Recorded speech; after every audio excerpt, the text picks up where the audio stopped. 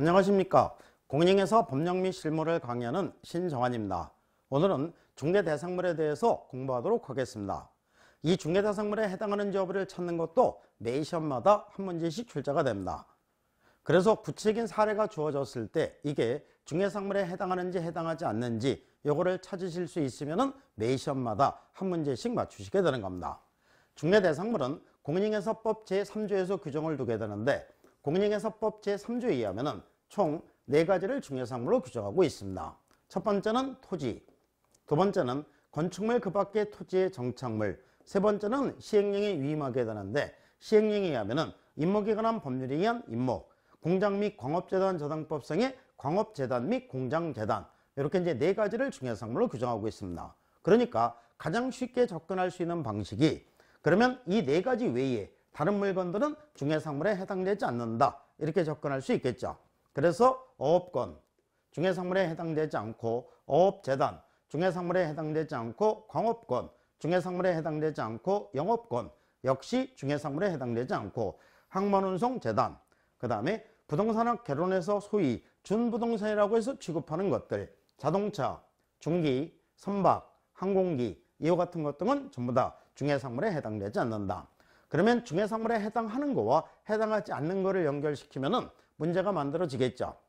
다음 중 중개상물에 해당되지 않는 것은 1번 토지, 2번 건물, 3번 임목, 4번 공장재단, 5번 어업권 하면은 어업권이 정답이 되겠죠. 그러면 이렇게 해서 문제가 나온다 안 나온다? 나온다. 옛날에 10회 시험에서 이런 식으로 해서 문제가 나왔습니다.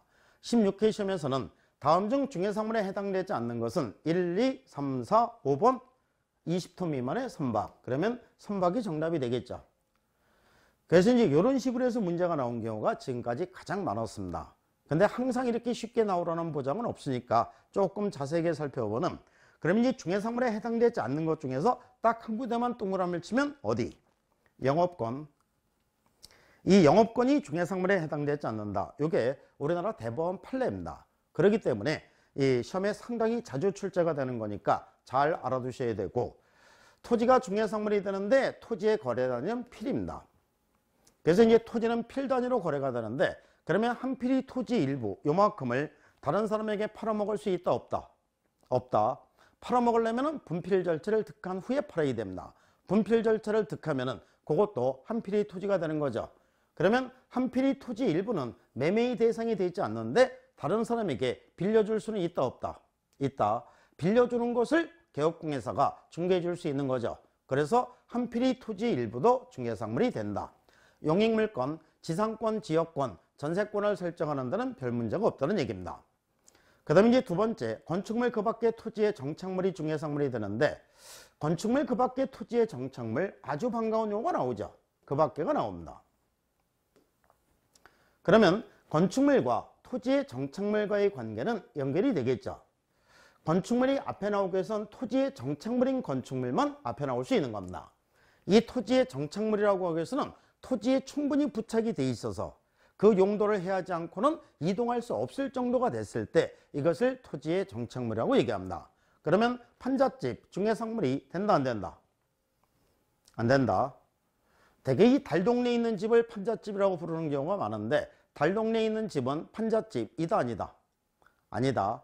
판잣집은 말 그대로 판자, 손판으로 만든 집입니다. 그래서 달동네에 가서 판잣집을 찾는 게 아니라 저기 공사 현장에 가면은 임시 숙소를 만들기 위해서 손판으로 못 박아놓고 집 져놓고 살죠. 이게 판잣집입니다. 못 몇 개 빼면 쉽게 이동할 수 있으니까는 토지의 정착물이 아니니까 중개상물에 해당되지 않는다.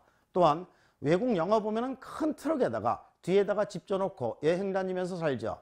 이거를 차량용 이동주택이라고 표현하면 중개상물이 된다 안 된다?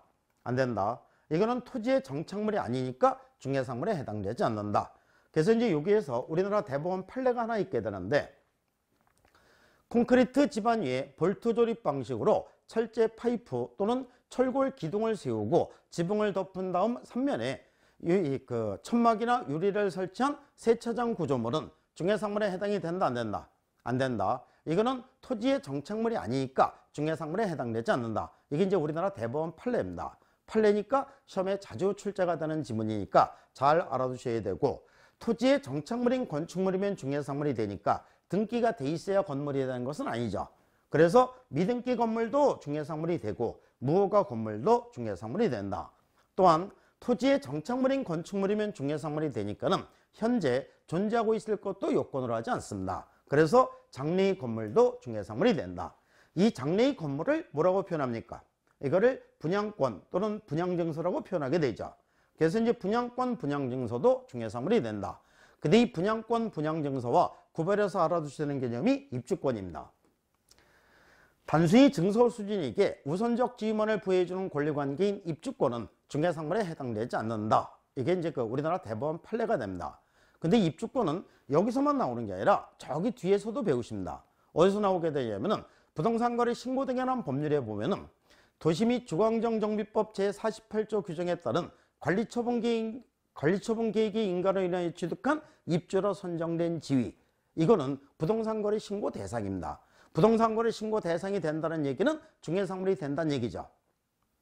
그래서 이제 입주권은 중개상물에 해당되는 걸로도 쓰이고 해당되지 않는 걸로도 쓰이는 겁니다.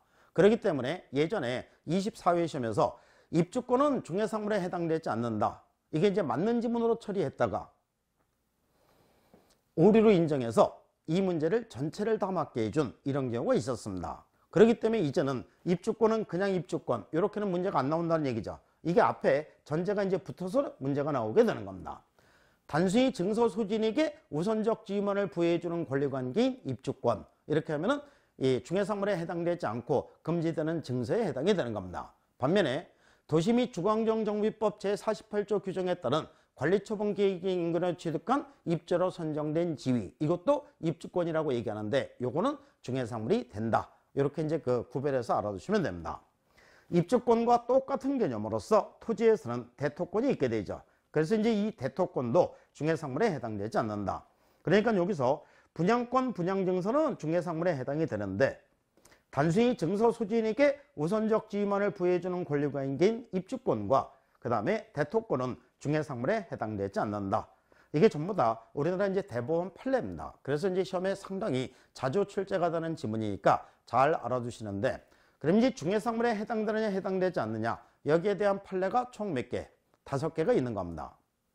이 5개가 이제 그대로 옮겨져서 문제가 만들어지는 경우가 많으니까 잘 알아두시는데, 첫 번째 영업권 중개상물에 해당되지 않는다. 두 번째 세차장 구조물 중개상물에 해당되지 않는다. 세 번째는 분양권, 분양증서는 중개상물에 해당이 되고 단순히 증서 소지인에게 우선적 지위만을 부여해주는 권리관계인 입주권은 중개상물에 해당되지 않고 대토권도 중개상물에 해당되지 않는다. 그래서 이 5개 판례가 시험에 나오는 경우가 많으니까는 이 5개 판례를 잘 알아두시면 되는 겁니다. 그 다음에 이제 두 번째, 건축물 이외에 토지의 정착물로서 다른 무엇인가가 있을 때 이렇게 쓰는 거죠. 그래서 이제 건축물 이외에 토지의 정착물로서 중개상물이 될 수 있는 건 무시하셔도 되고 딱 한 가지만 알아두시면은 명인방법을 갖춘 수목의 집단입니다.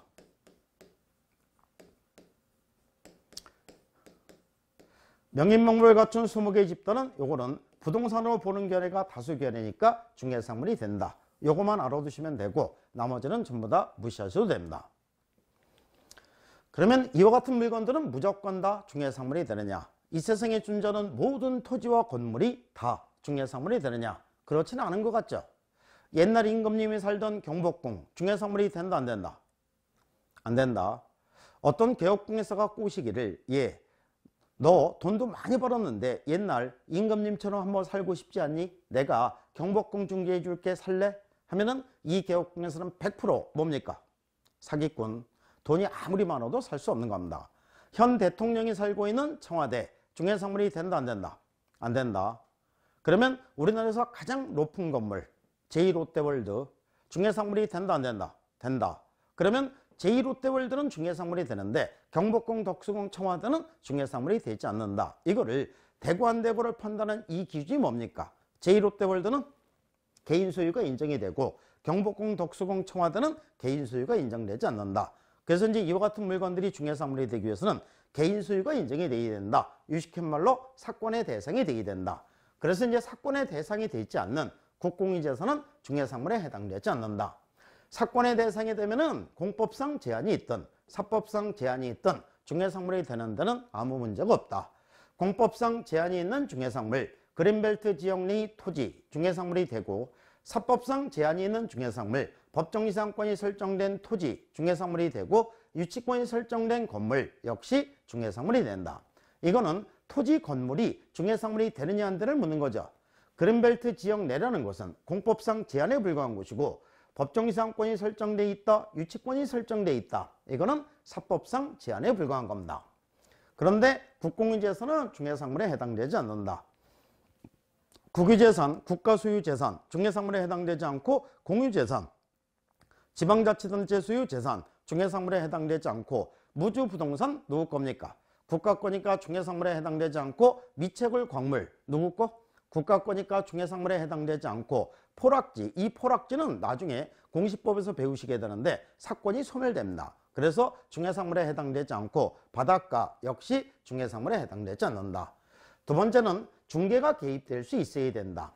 개업공개사가 중개를 해주는 것은 양당사 간에 계약 체계를 중개해 주는 거죠. 그래서 법률행위의 대상이 되어야 된다. 그러니까 반대말인 법률의 규정에 의해서 당연히 성립되는 것은 중개 대상이 되지 않는다. 법률의 규정을 두 글자로 줄이면 법률에서 법자와 규정에서 정자를 따서 법정이라고 얘기합니다.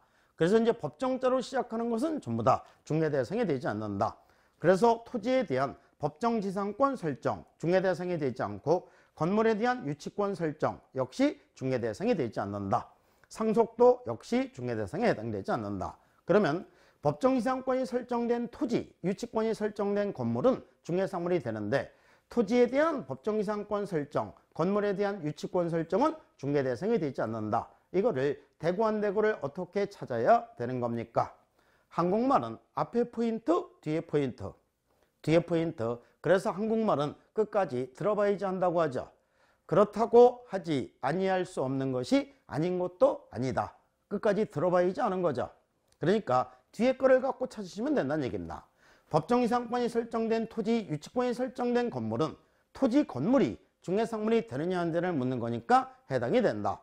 토지에 대한 법정이상권 설정, 건물에 대한 유치권 설정은 법정이상권 설정, 유치권 설정이 되느냐 안 되느냐를 묻는 거니까 해당되지 않는다. 이거는 법률의 규정에 의해서 당연히 성립되니까 설정을 알선하는 거 있을 수 없죠. 그런데 이게 이제 설정으로 나오지 않고 이전으로 나오면 법정지상권 이전, 유치권 이전 이렇게 나오면은 중개대상 권리에 해당이 된다. 이렇게 되겠죠. 그래서 이제 그 설정은 안 되고 이전은 된다. 이거는 전번 주에 용어의 정의에서도 공부하셨던 내용입니다. 이렇게 해서 이제 구체적인 사례가 나왔을 때 중개상물에 해당하는지 여부를 찾으면 매 시험마다 한 문제를 맞추시게 됩니다. 그러면 중개대상물에 대해서 31회 시험에서는 어떻게 문제가 나왔었는지 한번 보겠습니다. 문제가 이제 쉽게 출제가 됐었는데 31회 시험입니다. 공령에서 법령상 중개상물에 해당하지 않는 것을 모두 고르시오. 해당되지 않는 것을 모두 고르라는 얘기입니다. 미채굴 광물 누구 거라고 했습니까? 국가 거. 그러니까 중개상물에 해당되지 않고, 온천수 못 들어봤죠? 중개상물에 해당되지 않고, 금전채권 중개상물에 해당되지 않고, 그 다음에 점유 역시 중개대상 권리에 해당되지 않는 겁니다. 그래서 이제 전부 다 해당되지 않으니까 정답은 5번이 정답이 되겠죠. 그래서 이제 31회 시험에서는 이렇게 해서 쉽게 출제가 됐는데 항상 이렇게 쉽게 나오라는 이런 보장은 없는 겁니다. 그래서 이제 이게 31회 시험이 아니라 30회 시험입니다. 30회 시험에서 이제 이렇게 출제가 되는데 31회 시험도 이렇게 쉽게 출제가 되는 보장이 없으니까 조금 어렵게 나오더라도 이렇게 이제 정확하게 알아두시면 매 시험마다 한 문제를 맞출 수 있는 겁니다. 감사합니다.